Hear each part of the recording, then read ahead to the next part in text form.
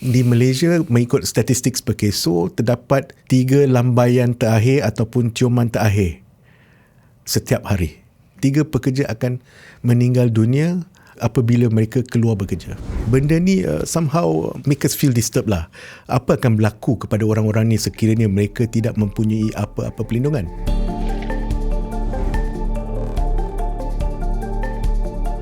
Lindung 24 ni daripada apa yang saya faham, Perkeso akan lindung kalau diorang kalau pencarum lah kena apa-apa aksiden luar daripada tempat kerja diorang. Kalau tidak, right now the regular scheme would be just like your 9 to 5 and during your commute or commute back kan. So soalan saya secara ringkas lah, macam mana Lindung 24 ni berfungsi? Kita dapat lihat that pekerjaan ni semakin is going through an evolution, satu evolusi di mana like it or not, pekerja-pekerja di Malaysia ni dia bukan sahaja terdedah kepada risiko di tempat kerja semasa travelling to work dan sebagainya, tetapi it goes beyond. Like it or not, jalan dah berubah. A person goes back to work, lepas tu keluar balik ambil anak, keluar makan dan sebagainya, pergi shopping and all that. And risiko kemalangan tu ada. Yeah, so I mean I'm talking about this risiko and it's very typical. I mean last year pun kita ada satu case di mana, I mean it was viral on the news, di mana yang pekerja tu, suami dia yang meninggal tu, dia dah balik kerja. Lepas tu dia teringat yang dia tertinggal tepung susu anak dia dekat office. So dia balik ke office dan ambil susu tersebut, dan on the way accident lah. And accident, that's where you saw the picture of the tepung susu di atas jalan kan. So he didn't really reach home. So dalam perundangan skim bencana kerja, kes tu bukan bencana kerja. So Perkeso terpaksalah menolak kes tu dengan berat hati ya. Because why? Masa tersebut Perkeso tidak mempunyai skim lindung 24 jam belum diperkenalkan, and in this case kita menolak because ia diklasifikasikan sebagai bukan bencana kerja. Because skim bencana kerja melindungi seorang pekerja daripada rumah ke tempat kerja ke rumah ya.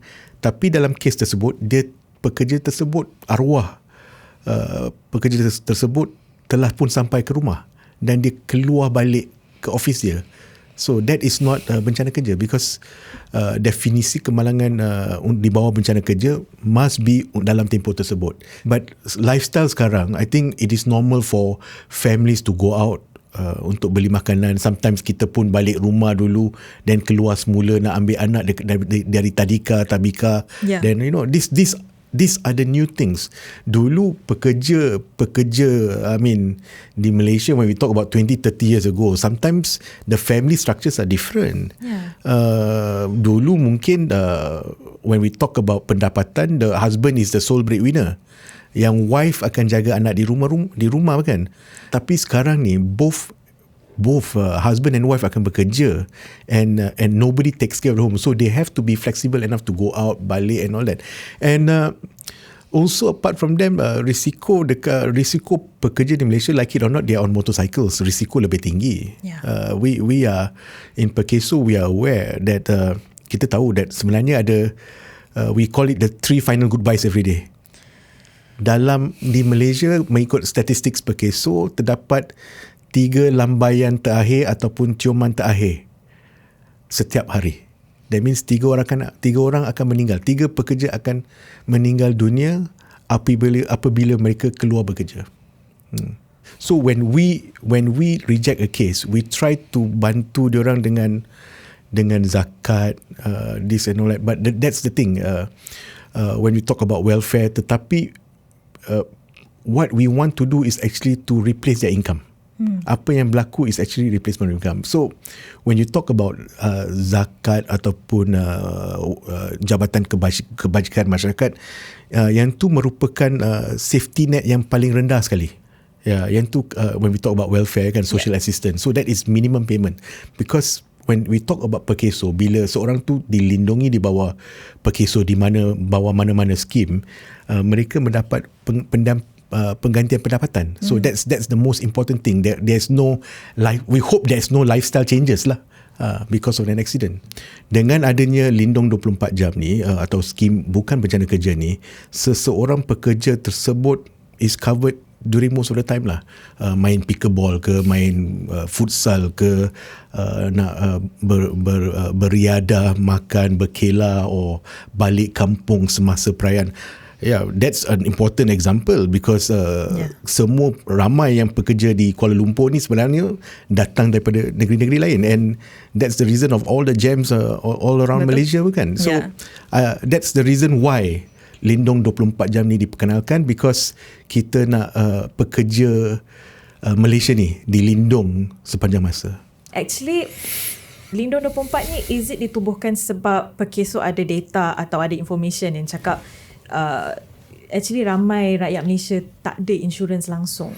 Ada satu laporan daripada Bank Negara Malaysia yang mengatakan that lebih kurang 42% daripada rakyat Malaysia yang dilindungi di mana-mana produk insurans. And terdapat satu lagi kajian di mana sekiranya kita pergi ke golongan B40, hanya 4% je yang mempunyai apa-apa insurans.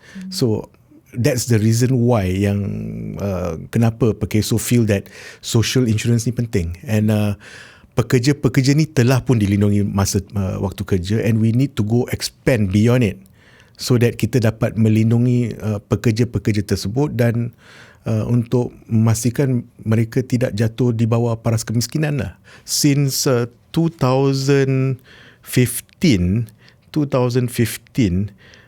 Perkeso had actually rejected about 38,000 kes dalam 2015 sehingga 2025. So dalam 10 tahun tu 38,000 kes. 38,000 kes yang ditolak kerana disahkan bukan bencana kerja. Kita bukannya seronok nak tolak kes, tapi benda ni somehow menyusah, will make us feel disturbed lah. Apa akan berlaku kepada orang-orang ni sekiranya mereka tidak mempunyai apa-apa perlindungan? You know, when we talk about kelangsungan hidup mereka, dalam mungkin berlakunya kemalangan, mereka tidak boleh bekerja, and di mana mereka nak mendapat wang untuk membayar sewa rumah, loan kereta, nak meletak makanan dan minuman di atas meja. I think this has to be thought of lah, and that's the reason why kenapa Lindung 24 jam ni diperkenalkan. Kalau I subscribe to Lindung 24, apa benefit yang I akan dapat? Okay, benefit dia exactly the same dengan skim bencana kerja. Selalunya yang bezanya di mana pekerja tersebut, perlindungan pekerja tersebut. But when we talk about benefit, faedah Perkeso ni sebenarnya direka bentuk untuk penggantian pendapatan, nak gantikan gaji. That's the whole idea. That means kita bukannya nak kata bila accident kita bayar satu lump sum, that's the end. Tapi it's about penggantian pendapatan, and dari segi benefit, faedah dia, one of it is faedah hilang upaya sementara. Namanya panjang, tetapi basically it's covering MC lah. That means kalau terdapat bila Fatihah tengah main futsal ke, main pickleball ke, terjatuh, patah kaki, or what, you are going to be on MC, dalam tempoh MC tersebut Perkeso akan bayar lebih kurang 48% daripada gaji, purata gaji yang Fatihah dapat tu, and it's up to based on the ceiling RM6,000. But apart from that, dalam case tu pickleball, kalau MC 3 bulan, 4 bulan, yes, Perkeso akan bayar. So that's the whole idea of it. Dan selepas tu, kalau ada, let's say daripada patah kaki tu ada mungkin pergerakan ankle ataupun kaki tu dah ada limitation. Patah kaki is something pickleball kan. So when you have a faedah hilang upaya kekal, let's say lah, kalau dapatlah faedah hilang upaya kekal, we will actually, depending on the severity, you either get a lump sum. Tapi kalau faedah hilang upaya kekal yang severe, there is a calculation untuk mendapat bayaran bulanan. So in your case, kalau Fatihah kan, cerita Fatihah maybe lah tak serius sangat pasal main pickleball, tapi kalau ada kematian ataupun lumpuh, seorang tu untuk faedah hilang upaya kekal tu dia akan dapat dalam about lump sum dan bayaran bulanan sehingga seorang tu meninggal. So for life lah. Yeah, for life. So I'm not going to ask your age kan. Yeah. So kalau let's say umur kita 30 tahun lumpuh, kalau dia hidup sampai umur 70 tahun, that means it's about 40 years. I have some reference tau, macam for example kan, kalau seseorang tu mendapat gaji apa ni 3,000, mata pun tak nampak kan, dah tua. Caruman dia RM22.15. Tapi when we talk about gaji 3,000, dia akan dapat, let's say MC tadi, RM47.20 sehari. Kalau sebulan tu RM1,416. And when we talk about FHUK dia akan continue untuk seumur hidup. Kalau dia meninggal, then kalau meninggal sebab kemalangan tersebut, then yang kita ada faedah orang tanggungan pula. So faedah orang tanggungan pula is for the isteri ataupun anak-anak, suami kalau in certain cases. Kira waris lah. Waris. Perkataan yang Perkeso selalu guna adalah orang tanggungan. Faham? Because orang tanggungan tu definisi dia besar kan. Dia tak semestinya blood related blood lah. related because kalau anak angkat, they are also protected, tapi kalau tak ada anak atau isteri, then yang tanggungan dia adalah ibu dengan ayah dia kan. So it will also continue on the faedah orang tanggungan. But these are the benefit on financial part. Terdapat juga benefit seperti faedah perubatan. Faedah perubatan. And most of the time the question that always people criticize is what they based on government. Tetapi you understand there's no limit tau. Faedah perubatan Perkeso, there's no limit. And this is the part yang sometimes people also confuse dengan medical card. Yeah. So I feel that it is actually saling ganti mengganti, because you see when you have an accident, the faedah perubatan you can use your medical card, and everybody will say, oh, I want to go to the private. Pekerja tersebut for me, untuk saya, kalau dia boleh pergi private tu, he's lucky. Betul. He's lucky. Tetapi most of kes-kes kemalangan selalunya ambulance akan bawa ke hospital, and that's where hospital akan normally check. Dia akan semak. Sistem Perkeso berada di semua hospital kerajaan, unit kecemasan hospital kerajaan. So and the first thing that the doctors or the nurses will do is check that IC. Because selalunya kalau ada accident, yang mahal dekat hospital kerajaan bukannya yang prosedur-prosedur, tetapi it's the implant yang mungkin berbelas ribu. And I think one of the cases yang kita lulus hari tu 30 lebih ribu, if I'm not mistaken. Oh wow. So and this is the first responder yang Perkeso ada. Pasukan Perkeso yang meluluskan GL atau mengeluarkan GL, they are working 24 hours a day. So kalau masuk hospital pada jam 2 pagi lepas minum teh lepas World Cup kan, you are going to go to the hospital, and we release the GL as fast as possible, because itulah cara Perkeso nak bantu pekerja di Malaysia ni. Fungsi Perkeso telah berubah daripada hanya membayar pampasan. I mean, pampasan is one easy thing, benda yang senang, tapi when we talk about social integration, yang tu maklumat Perkeso. That means selepas apa yang berlaku selepas kemalangan, apa yang berlaku selepas kecacatan. So we want to rehabilitate, we want to pastikan orang tu boleh balik semula ke dalam masyarakat, berfungsi semula sebagai suami, seorang anak, seorang bapa, ayah, and so on. So with that, we will also give vocational training. Vocational training macam mana? Kalau dia mampu balik ke tempat kerja yang sama, I think that's easy. Tetapi kalau dengan adanya kecacatan yang quite serious, dia tak boleh lagi melakukan kerja yang sama, Perkeso menawarkan latihan-latihan vocational so that dia boleh mencari pekerjaan baru supaya dia boleh dapat pendapatan yang baru, and also like I say, be functional. Dia mungkin dapat bayaran dia setiap bulan, tetapi at the same time we are talking about placing them back into society lah.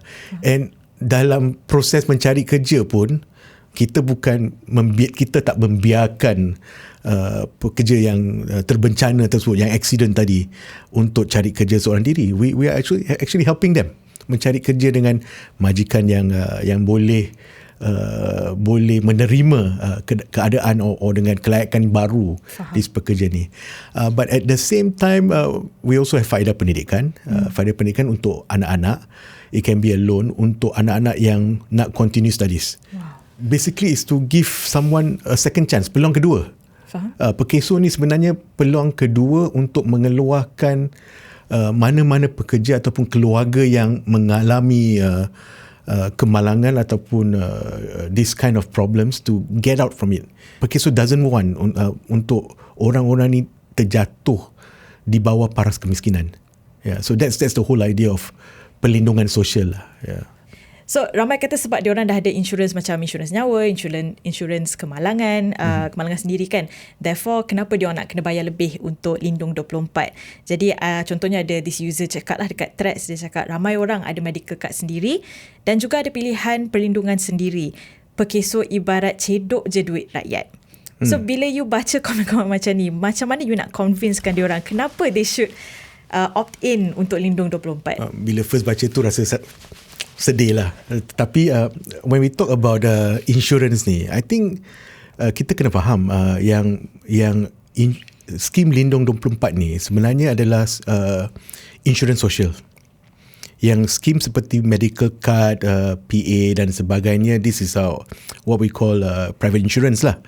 And I'm not saying that you either have Pekeso ataupun medical card and all that, tetapi I think yang penting kita kena educate ataupun kita kena tahu that insurance social dengan medical card ni dia sebenarnya saling melengkapi. So it's not meant to replace. Yeah, it's not meant to replace. Dia saling melengkapi. I mean, contoh tadi bila I bagi tahu about yang faedah perubatan. Okay, faedah perubatan. Accident, cedera parah, maybe you have a medical card. Medical card covers mungkin ICU untuk tempoh sebulan dan sebagainya and all that. Tetapi when we talk about case ICU, it's serious. Maybe you have the medical card untuk cover your ICU cases. Yeah. But at the same time, in that case, mungkin dia kata, faedah perubatan Pekeso hanya untuk government hospital kan. But if we look into the other benefit, yang faedah hilang upaya sementara, faedah hilang upaya kekal, medical card sometimes gives you that compensation setiap hari. Tetapi once you are in ICU, after lepas dah keluar ICU, then let's say you cuti ataupun cuti 6 bulan MC, that medical card is not going to cover you during that tempo 5 bulan yang you tak ada gaji and so on. Yeah, so that's why I said this saling melengkapi lah. So that's where it comes in. Then kalau if it's a more serious accident, it goes 1 year, 2 years, 3 years. Yeah, you can say that I have a PA 200,000, 300,000, and like it or not, I would do an insurance layering 200,000-300,000 tu mungkin I ada insurance tu tersebut. I still have my Lindung 24 jam. If I kehilangan pekerjaan, tak boleh bekerja, at least yang PA tu boleh membayar apa-apa hutang, so that then after that, yang faedah hilang upaya kekal, yang faedah berkala Pekeso yang masuk tu untuk jangka panjang, at least that one helps the wife and children. So I would say that it's about insurance layering. So apa you cakap sekarang is kalau this person ada Lindung 24, dia boleh claim insurance and dia boleh claim Lindung 24 juga. Okay, that's right, depending on the situation. Most of the time when it comes to faedah perubatan, medical, they want to see the actual receipt kan, the original receipt. In most cases, when faedah perubatan, it can go to the medical card, but faedah hilang upaya, you can still claim from Pekeso. It doesn't mean that, because dia benda produk yang pelayanan. Walaupun Lindung 24 ada juga medical benefit dia juga kan, but you just don't use the medical faedah je lah. Yeah, but sekiranya kalau let's say medical card tu dah exhausted, I have a friend, to be honest, arwah kawan saya yang meninggal, he was in the ICU for about 3 months. And I can say that kadang-kadang with the highest coverage pun, it might not be enough. Yeah, it might not be enough. So in this case, walaupun if seorang pekerja tersebut memerlukan, let's say lah, dah exhaust limit. Medical You can still go to the government hospital, and Perkeso will still bear the cost of the faedah perubatan di the government hospital. Kira dia take over lah. Cuma you kita just take tukar over. hospital je lah. And this is quite common kan. So macam kalau private insurance kan ada limit kan. So kalau under Perkeso tak ada limit. Ya, Perkeso tak ada limit, but we are based on akta fee lah. That means kadar hospital kerajaan lah. Tapi in terms of like macam kalau the whole treatment is katalah dekat kerajaan 20,000, dia tak adalah macam limit kan ke 10,000. Oh, tak ada. There's no limit because kita kena faham pelindungan sosial ni sepatutnya is supposed to help the person. Kalau kita letak limit, then I think that's not pelindungan sosial. Betul tak? Selalunya kita tak nak kos rawat what we talk about limit tu menjadi had kepada nak mengoptimumkan rawatan seorang pekerja yang terbencana. Yeah. I perasan ramai yang mungkin tak faham apa social insurance tu. So boleh tak just cara ringkas explain what is social insurance supposed to be? Apa konsep dia? Okay, I mean when we talk about social insurance, dia lain daripada private insurance. I selalu guna contoh ni. Dalam office kita ramai-ramai ada kawan sekerja and all that kan. Bila ada accident ataupun rumah terbakar ke banjir ke kecederaan ke apa, kita selalunya tong-tong duit. Tong-tong. I think everybody knows tong. Fatihah tahu kan tong-tong. Tong-tong. Kita tong-tong kan. So the idea is that 20 orang, 30 orang kita tong-tong duit, kita kumpulkan duit, kita buat satu tabung, kita bagi kat yang terbencana lah, yang accident ataupun yang go through this bencana alam and so on. It's the same concept. Tapi on a bigger scale. Daripada rakan-rakan di office sekarang ni, kawan-kawan di company sebelah ataupun pejabat sebelah pun they tong the money. Because the idea is that kalau kita biar, it's about kemasyarakatan. The idea is that kalau if we can pool all this money together, we are able to have sustainability. Sustainability in terms of, okay lah, when we talk about social insurance, accident kan, kalau ada meninggal, keluarga tersebut mungkin memerlukan duit untuk satu tempoh masa yang panjang. Tetapi bila kita tong-tong duit, berapa lama kita mampu nak bantu orang yang susah tersebut? So dengan adanya Perkeso, the idea is that yang sihat membantu yang sakit, yang okey membantu orang yang tak okey, yang bekerja membantu orang yang tak boleh bekerja. So that's the whole idea of social insurance. It feels very kita jaga kita. Yeah, kita jaga kita. Yeah. Solidarity. This is from a thread user. Senang cerita orang ni nak cakap lah, I dah plan untuk I punya duit, perancangan duit I dah okay, tapi just because orang lain punya perancangan duit tak okay, I kena cover untuk diorang. So bila you dengar macam ni, apa you nak respon kat diorang, especially in relation to social insurance? I think kalau when we talk about that, I think this is something that we have to talk about solidarity lah. Bukan I mean, like it or not, manusia ni bukan semua orang yang they know how to plan ahead, malang tidak berbau, these are the things, or they can't afford to plan ahead. And based on statistik tadi kan, yang 4% daripada B40 yang tidak terlindung langsung, I think yang tu bukan satu pilihan. That it's about affordability. It's about affordability. And when we talk about social insurance, like what I say, we are talking about a pooling of the whole group yang dapat mencarum together to create that solidarity, the semangat kekitaan tersebut, to make sure that we take care of our weak ones. We can tell that whether cukup atau tidak about this social insurance, but we have to make sure that no one is left behind lah, tiada yang terpinggir. I mean, I feel that it's a bit selfish lah. To be honest, I mean that's my personal, bukan Perkeso bercakap tapi admin yang bercakap, I feel it's a bit selfish lah. Because I pun mencarum, but I hope that it doesn't happen to me. Tapi I rasa that my caruman is being put to good use lah. Yang anak yatim, orang yang memerlukan pemulihan, yang memerlukan kerusi roda. Kita tak mengharapkan setiap pagi kita letak kita masuk dalam kereta, kita nak pergi kerja, kita akan accident. We don't have that. And nobody expects that. Tetapi kalau berlaku, then this is where we help them lah.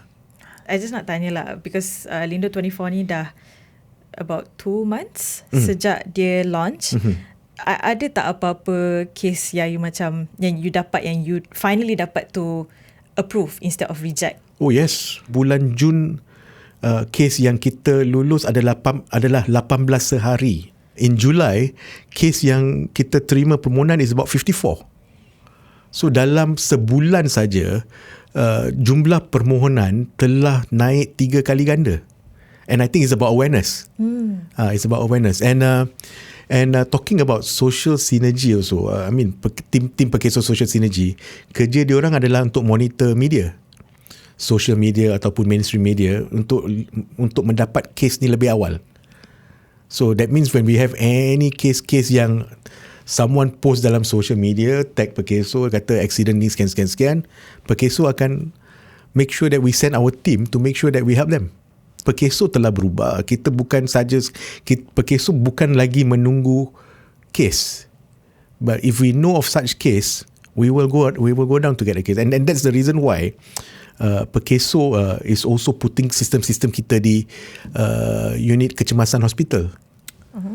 Because dalam kes-kes yang teruk, pekerja ni tak sempat pun nak bagi permohonan, nak buat permohonan. Yeah. So it is the hospital yang akan membuat permohonan GL to pastikan that mereka mendapatkan implan-implan yang sepatutnya. The thing is that kes-kes yang kita terima di Pekeso dalam tempoh 2 bulan ni adalah antara umur 25 ke 30 tahun tau. Oh yeah. These are the young husbands, young parents tau. Orang yang mempunyai impian, mimpi untuk to give back to dia, kalau belum berkahwin, to give back kepada ibu dan ayah, and all this berkecai. So we hope that dengan adanya perlindungan macam ni, we are saying that sometimes that contribution continues lah. That caruman tu berbaloi. Yeah. I ada terbaca lah, one of the few cases yang Pekeso approve under Lindung 24 ni is the car accident yang happen dekat Simpang Renggam. Oh, Simpang Renggam, one of the first cases. Yeah. So that's a sad cases. That's one of the cases yang we actually cover di bawah Pekeso. Did they know that they were under Lindung 24? No, okay. That's why the unique thing is that bila undang-undang ni dibuat, bila dikuatkuasakan pada 1st Jun, all these workers are covered. All these workers are covered. And direction Pekeso hari ni is not about like what I said tadi kan. Kita bukannya tunggu permohonan. We want to protect people automatically. Because malang tak berbau. Betul. But the first case, selalunya accident macam ni, they will get most of our cases, kebanyakan daripada yang kita bayar awal ni is actually rawatan perubatan. Kes-kes yang accident dibawa terus ke hospital, hospital check, dia perlukan implan. Implan tu besi-besi yang nak letak dalam badan kan. Yang tu kos yang diorang mungkin tak mampu. And this is always the GL coming from Pekeso. So our hope dengan adanya this kind of system, kita masuk hospital pun kita tak perlu fikir lah, about implan, mana nak cari duit, nak bayar untuk implan ni and all that. Tahu-tahu bila kita discharge, siapa bayar? So this is where caruman tu Pekeso tu penting lah untuk memastikan pelindungan tu ada. Boleh tak secara ringkas, kita punya caruman yang ambil sekarang, especially under Lindung 24, is it dikira based on kita punya basic gaji atau termasuk sekali yang kita punya allowance? Yeah, okay. That's a very good question, because when we talk about pendapatan, it's always based on a gaji, but then if it's allowances, if it's fixed allowances, the caruman has to come in lah. But if it's not a fixed allowances, then it's a different story lah. Oh, yeah. So katalah macam I dapat RM100 for transport allowance. So that is fixed. So that's itu fixed. Dia akan kira sekali lah. Yeah. Okay. But if it's claimable, that is not pendapatan kan? Yeah. Okay. Yeah. So right now it's at 0.75% kan? 0.75%. Tapi akan naik in the future. We are planning that kalau based on the undang-undang or the perancangan, we hope that the economy stabilize. Salary, based on perancangan sumber manusia negara and all that, we hope that salaries improve. Then we are able to bring it up to 1% on the 4th and 5th year, dan seterusnya 1.25% lah, which is harga which is caruman sebenar lah. Tetapi faedah pun akan dinaikkan . Because sekarang ni pada kadar 0.75% caruman, kadar faedah yang digantikan, pendapatan yang digantikan adalah 48%. Tetapi once we go up, we are going to reach up to 80% penggantian pendapatan bagi FHUS and 90% penggantian pendapatan untuk kes-kes HUK. That means yang bayaran bulanan tu, we will try to reach 90%. So it does not mean that kita naikkan caruman, faedah remains the same. Faedah to improve. Because the idea is about penggantian pendapatan. Dalam proses mengubal undang-undang, normally it will go through kabinet, and sebelum dia pergi kabinet, kita akan berbincang dengan kementerian-kementerian lain, Kementerian Kewangan, Kementerian Ekonomi, Kementerian Sumber Manusia, Peguam Negara. Also, everyone will give their input, and one of the input was at the moment the cost of living is high. Cost of living is high. Is there a way kita boleh reduce the cost of living? And we did reviewed our actual study to see whether kita boleh start with something lower, then later going back to the actual objective of the scheme lah, iaitu nak mengganti the pendapatan. So that's how we went to 0.75% untuk 3 tahun pertama. And I think the biggest difference yang I think for people yang also tak tahu is that Lindung 24 dibayar fully oleh pekerja kan, bukan employer. Sebab kalau SOCSO, kalau tidak, employer yang lebih bayar kan. Tadi you cakap Pekeso dah proses lebih kurang 70,000 over claims dalam setahun, tapi rejected dalam 30,000. That was dalam tempoh 2015, dalam 10 tahun. Yeah. So apa antara sebab yang paling common kenapa claims tu kena reject? Normally kes-kes yang balik kampung, pergi makan dulu, then balik rumah. So these are the typical cases yang that is outside, ataupun pada hari tersebut dia MC tetapi terpaksa keluar because kena ambil anak. I don't know. These are the typical, the human stories that people have to know lah, yang perlu tahu, that kemalangan ni boleh berlaku anytime. Because if you're on MC that day, tapi you still have to go and beli makan, accident berlaku, you're not covered. Itu you're not covered under not Lindung 24, under the regular scheme. The regular scheme lah, the regular scheme. Yeah, so those are the typical. Pekeso akan reject dengan hati yang sedih lah. Yeah. Under Lindung 24 pula, berapa Pekeso dah kutip so far? I think the last press conference was about over 50 million kan. Oh yes, about over 50 million. Yeah, about 58 million. Almost 60 lah. Yeah. Okay. Yeah. Dan berapa banyak pula yang dah dibayar balik kepada pencarum? Bagi kes-kes yang kita telah bayar adalah sebenarnya it's close to about 3 million. 3 million? 3 million just up till 21st July.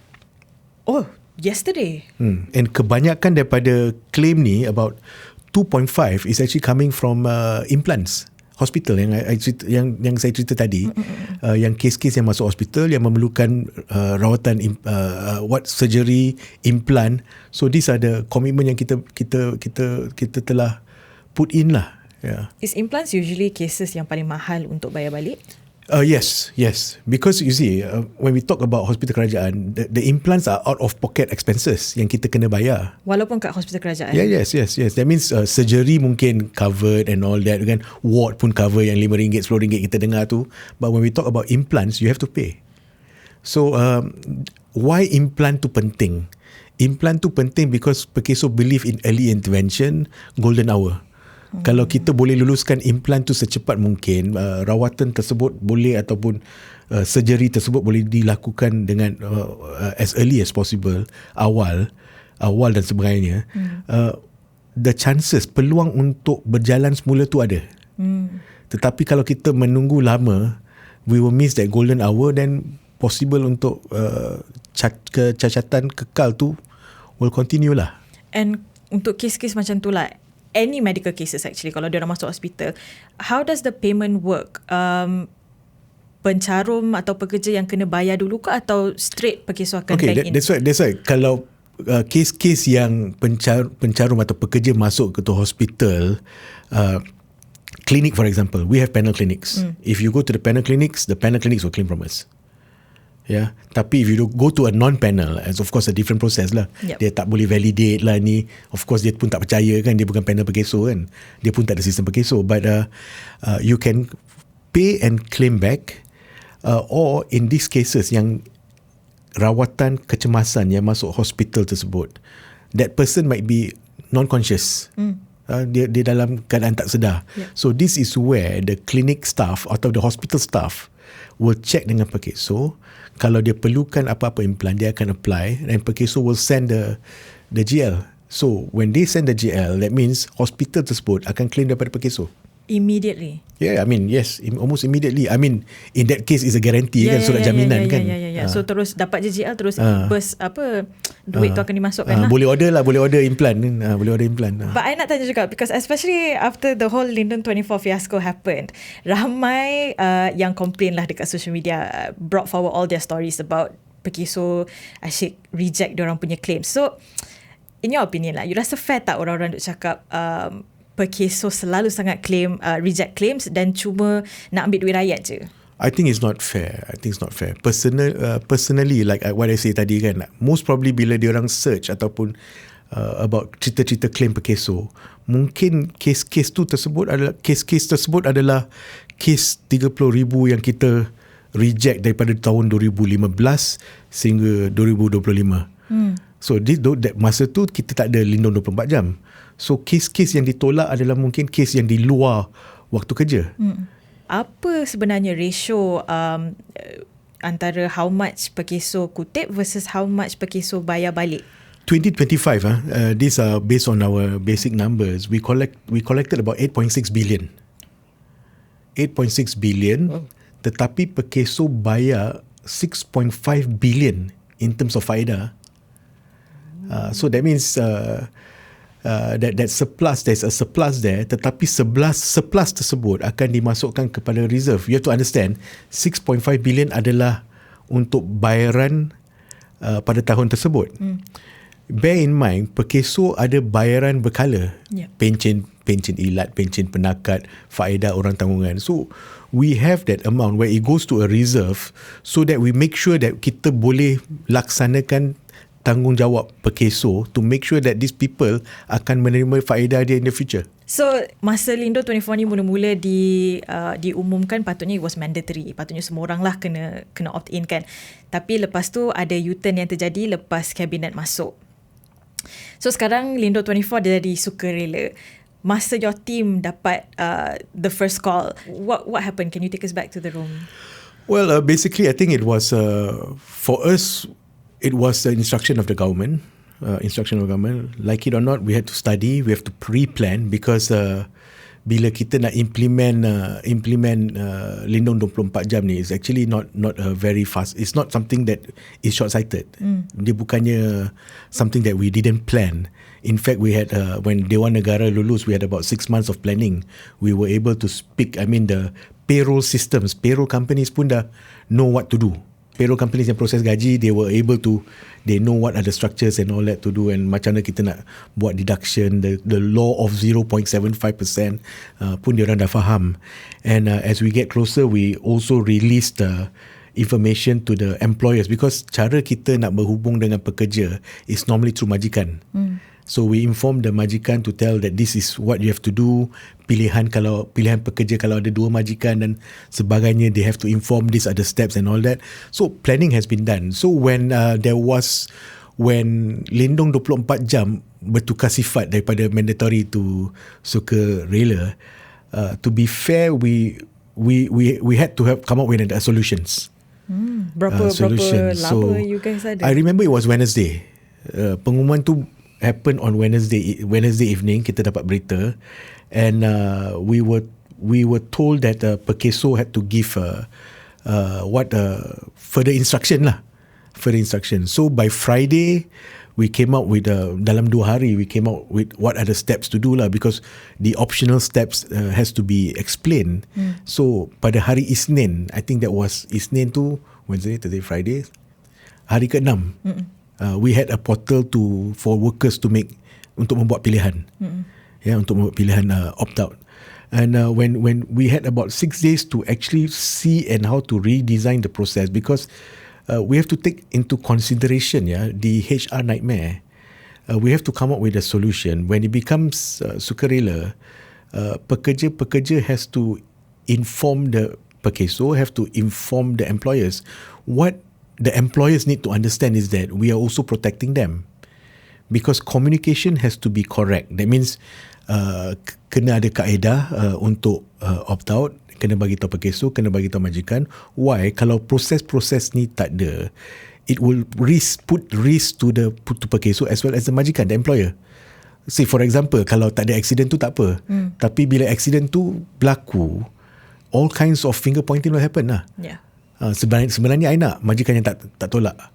So this is where we want to make sure that employers are protected, and we have to also educate pekerja-pekerja ni bila diorang opt out, what are the things that they are missing out. Yeah, because I rasa pekerja ni have to make an informed decision lah. Yeah. Keputusan yang betul. Bila they choose to opt out. Tapi masa because how long was the research done before the 6 months planning, before it was even approved? To be honest, Pekeso started the idea of Lindung 24 ni back in 2017. Oh, lama. 2017. So 2017 we spoke with a lot of workers, we spoke with a lot of employers. We understand the risk, because we are seeing a shift. The risk is becoming bigger. Was there like a specific trigger yang tiba-tiba you guys macam, oh, kita kena buat benda ni? Yeah. Everything policy yang Pekeso buat ni, there's always a trigger. For example, self-employed, kita nampak migration of workers from formal to informal sector. I mean, that was one of the reason. Tapi untuk skim kemalangan bukan bencana kerja, we are seeing more and more accidents. Like I say tadi, 30,000 cases yang come in yang kita terpaksa kata no. Yeah. And these are the number of people that is not covered under any form of insurance. Diorang akan jadi miskin tau. So with that, 2017 we started engaging. The policy was written, it was designed how we want to do it, and finally the law was approved in 2025. So sebenarnya skim Lindung 24 jam ni is 8 years of work. So of course you feel disappointed because it's 8 years of work kan. And tiba-tiba kena find another solution in like 3 days. Betul. Aduh. Okay. And bila like this kind of U-turn happens kan, you tak rasa ke macam ada trust deficit, kurang kepercayaan antara rakyat dengan inisiatif kerajaan? I would say that trust is not about just such a decision. I think trust would be built if these people were to see the benefits of Lindung 24 jam. So sekarang ni we are seeing that we are talking about 34, 35 cases a day. It's still very new. But one day when it reaches a few thousand cases a month, these few thousand cases will affect the life of many tau. So for example, when we talk about 70,000 kes untuk kemalangan biasa, bukan bencana kerja saja. We are talking about although it's 70,000 sana, but we are talking about 70,000 family members. Yeah. So there is at least 500,000 people yang life has changed, and I hope that the trust will be built when people start seeing results.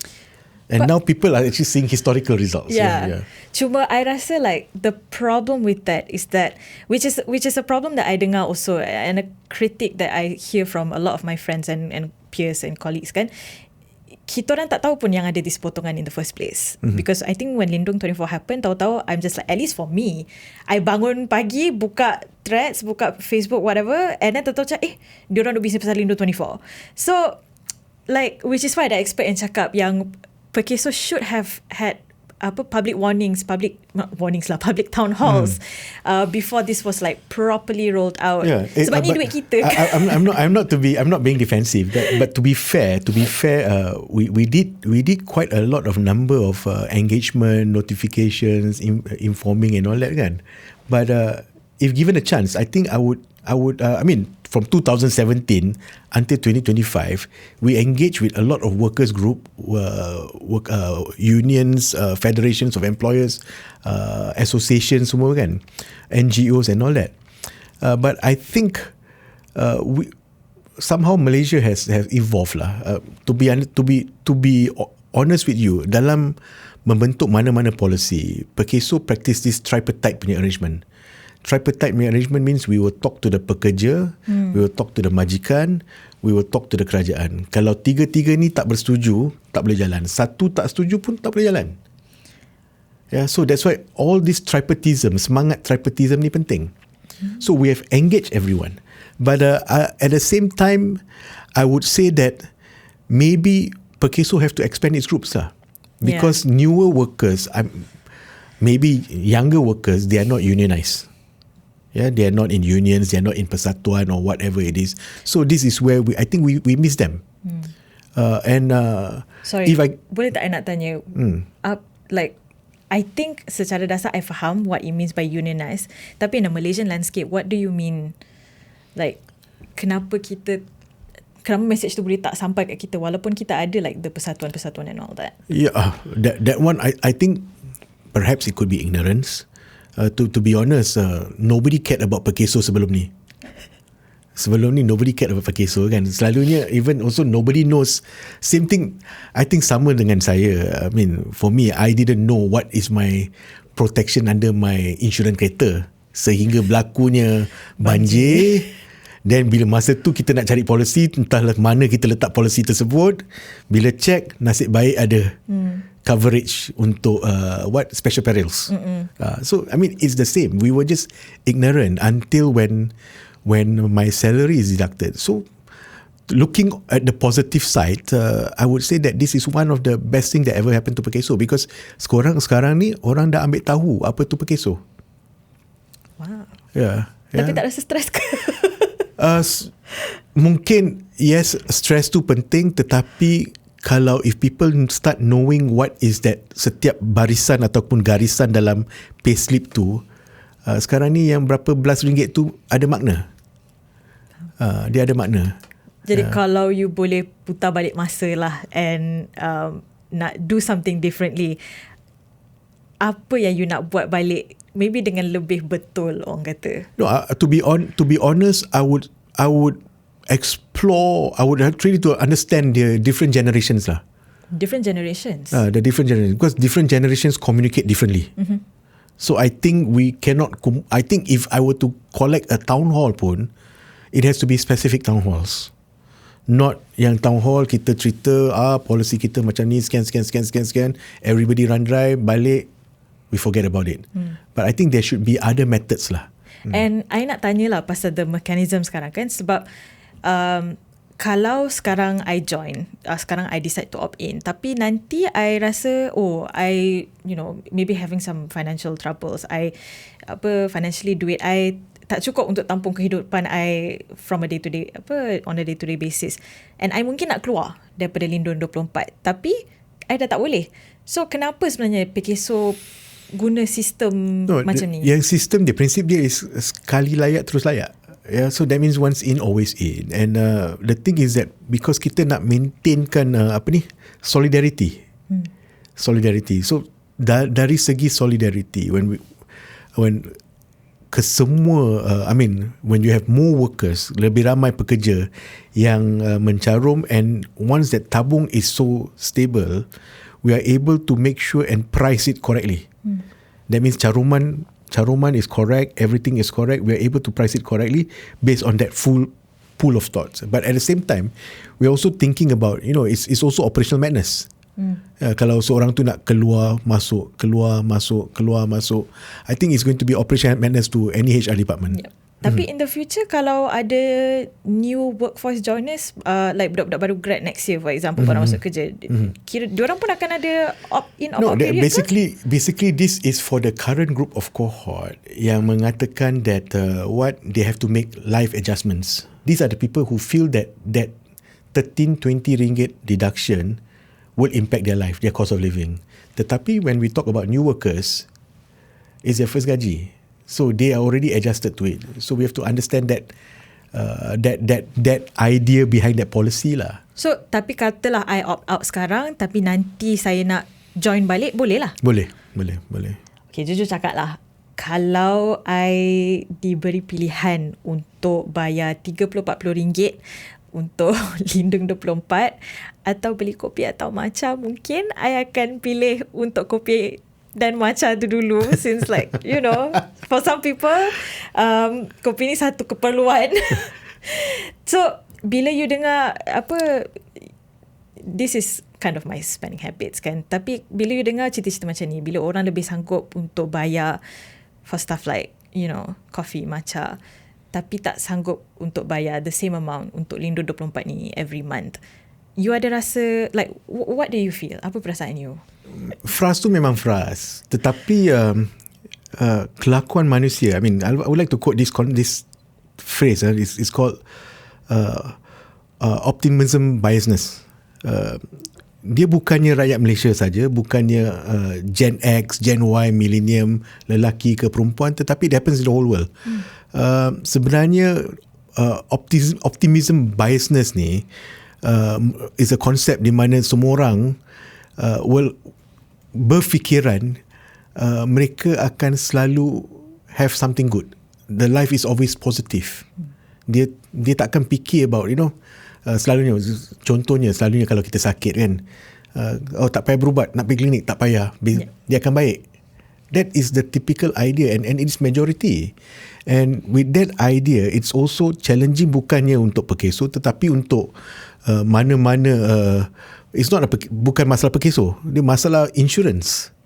Private insurance is also having the problem. Ingat tak yang statistics Bank Negara, 40% terlindung, yang group yang B40 hanya 4% yang terlindung. So it is that problem.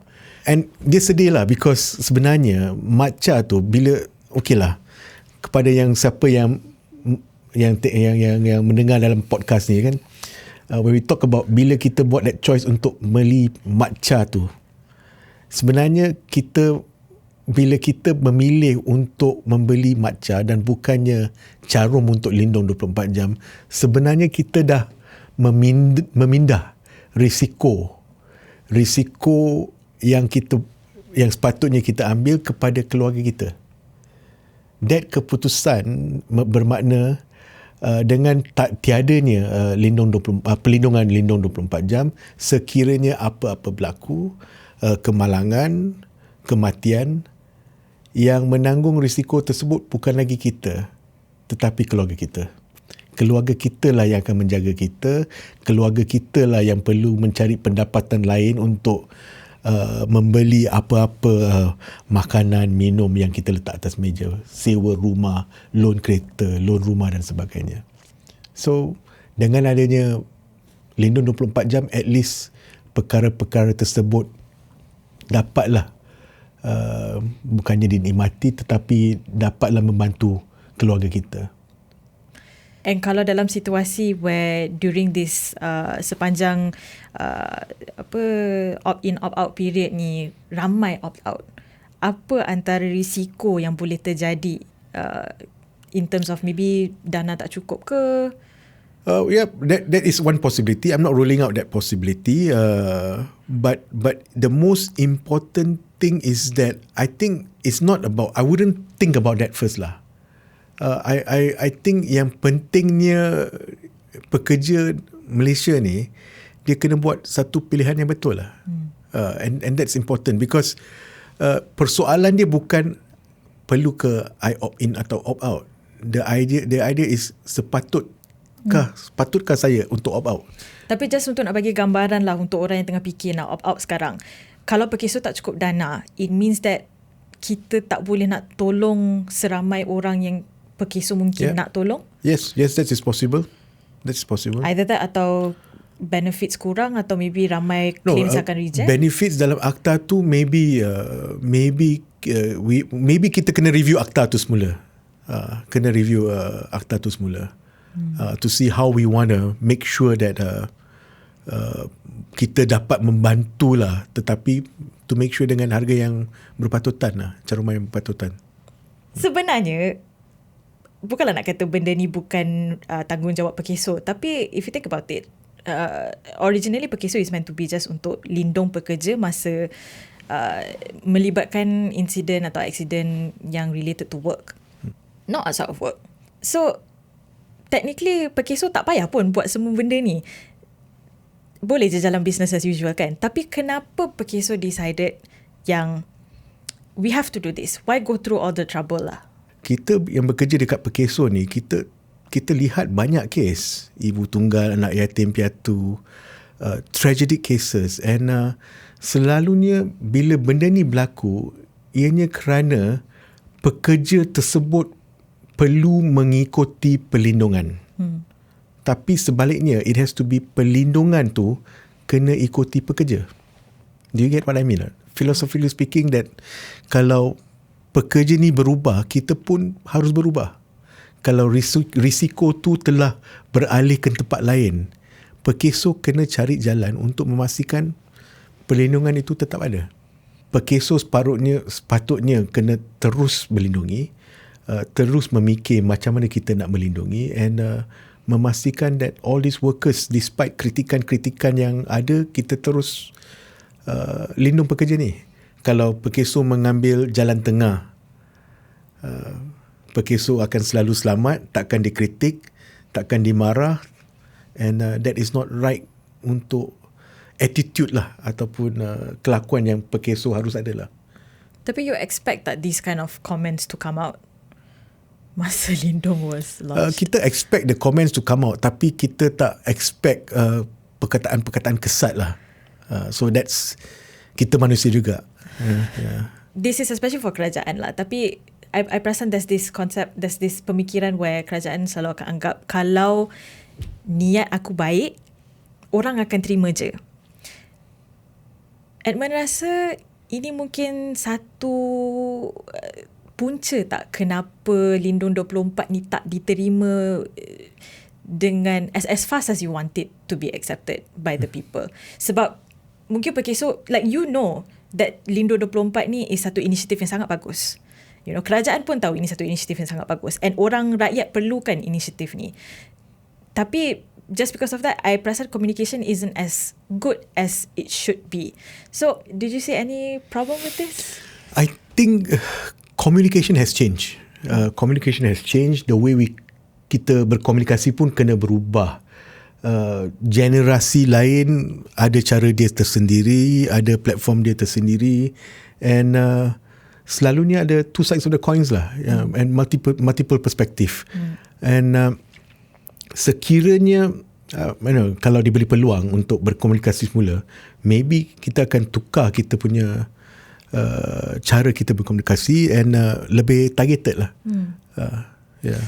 Okay, so kalau kita tengok dekat sistem social security dekat luar Malaysia, dekat negara-negara lain kan, kalau untuk Edmund sendirilah, ada tak model social security yang mungkin Edmund nak cuba implement dekat Malaysia? Bukan semua negara yang sama kan, tetapi best practice tu ada. Best practice tu ada. Selalunya kita bandingkan dengan negara-negara Nordic. Yes. Ya, Nordic. Kita selalu happy dengan negara Nordic. Dengarlah cerita perkhidmatan hospital, one of the best in the world. Tetapi bear in mind, caruman untuk perlindungan sosial tu tinggi. So there is always a price. And dalam negara-negara Nordic ni, mereka pun telah melalui benda yang sama. Tetapi selepas melalui bertahun-tahun, rakyat mereka dah faham. Sebenarnya saya mencarum ni untuk benda tersebut, untuk perkhidmatan tersebut. And I think this is something yang Perkeso kena cuba buktikan lah, atau bukan cuba tetapi buktikan kepada rakyat Malaysia, setiap caruman mereka tu bukan saja melindungi diri mereka tetapi melindungi orang lain. And that's what's important. And I think diorang pun trust sebab diorang nampak like benda tu depan mata diorang, if that makes sense. Tapi bila at first implementation, benda tu belum nampak lagi kan? Yeah. Tapi I think like even before, like they've had such a good track record with diorang, with macam mana government diorang jaga diorang, that bila kalau government diorang nak implement benda-benda macam ni, macam senang untuk rakyat diorang nak terima orang kata. Ada suggestion lah yang cakap kenapa tak boleh sistem ni berfungsi macam life insurance atau investment life insurance where katalah kita tak guna apa-apa, kita tak pernah claim, kita dapat balik maybe 30% ke 50% ke daripada apa benda yang kita carum sepanjang kita bekerja. I think kita kena lihat daripada dua produk ni. One is a life insurance yang ada investment link. Yang investment link. And kalau kita lihat perlindungan sosial ni, caruman kita yang kita kutip tu, kita dah consider kira-kira everything dah cukup untuk pastikan kita bayar untuk apa faedah-faedah yang sepatutnya kita bayar, ya, dengan kadar kelahiran, dengan faktor umur dan sebagainya. And kalau kita buat benda let's say investment link, there is a high possibility kadar caruman tu mungkin tidak semurah 1.25%. Yang tu kita kena faham. Because life insurance is totally different, accident insurance is totally different. Dia punya insurance ini melindungi risiko-risiko tertentu. So I think tu kita faham. Kita perlu faham. Actually, kadar yang kita bayar sekarang ni, even bila dia akan naik ke 1.25 nanti, kalau kita banding dengan negara-negara lain yang buat social security, are we already, like, is it expensive sebenarnya apa yang kita bayar? To be honest, we are one of the lowest. Macam ada negara-negara lain macam Germany dan sebagainya atau New Zealand, diorang telah beralih kepada risk-based social security. Risk-based social security bermakna kalau seorang pekerja daripada industri yang risiko tinggi akan membayar lebih. So macam sekarang kita macam pukul rata. So I think this is something yang Malaysia masih lagi kita bernasib baik lah, that we are still on this solidarity, because when we talk about caruman, ada yang bila high risk base dia boleh naik setinggi 4%, 5%. Yeah. Wow. And 4-5% tu kalau lah kita kena bayar, kita yang kena bayar kan. Okay. So no, I mean, nak bagi contoh kan, if I'm not mistaken, kalau di New Zealand, dia berkait dengan kenderaan yang kita pakai. Kalau kita guna public transport, makanya dia ada base price. Dengan menggunakan kereta, dia naik sikit risiko dia. Membawa lori tinggi sikit, membawa motor lagi tinggi. So kalau macam tu, I think untuk kita yang bekerja di company ni quite straightforward lah. Tapi kalau untuk freelancers pula macam mana? Freelancers dalam Perkeso ni, Akta 4, kita baru pindah untuk skim kemalangan bukan bencana kerja lindung 24 jam untuk Akta 4, which is untuk formal workers. Untuk freelancers, mereka jatuh di bawah Akta 789. That is Akta Perlindungan Sosial, Keselamatan Sosial Bekerja Sendiri. So in this case, akta tersebut perlu dipindah dan ianya perlu melalui proses-proses yang sama seperti macam mana kita lalui di Akta 4, and mungkin cara kita nak kita nak pindah pun, I think the way we engage and we communicate kena berbeza lah. Faham? Yeah. So buat masa sekarang freelancers tak ada lindung 24 ni lah. Okay, tapi in the future ada plan lah untuk nak ada plan and kita akan tengok risiko mana yang diperlukan dululah oleh freelancers ini, because kita kena faham dalam yang bekerja yang makan gaji, diorang ada MC 14 hari, ada medical benefit, ada pelbagai benefit yang diberi majikan.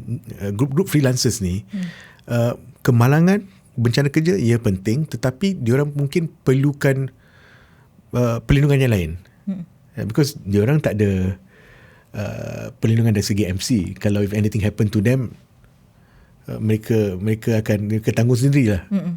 This is the thing that kita kena faham lah, the nature of work.